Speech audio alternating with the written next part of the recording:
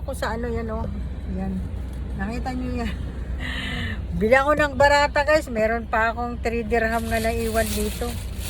350, naiwan yung 50 guys. Para may tao naman yung wallet ko guys. Gutom na ako. Tapos tumawag. Balikan ko daw yung binilhan nila ng telepono. Hello, shout out sa inyong lahat. Luzon, Visayas, Mindanao. Pumarking muna ako guys. Nagugutom na ako.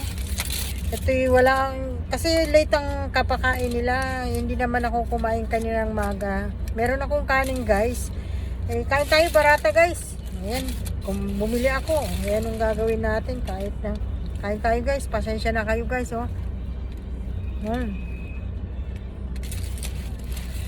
Hirap nga gutom ang driver ay. Hindi pa nagsasahod.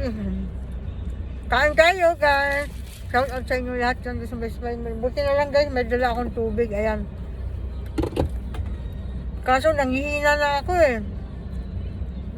Alas 8:30 na dito. Alas 4 pa kami lumabas. Alas 4, 3:30. Wala pang hapunan.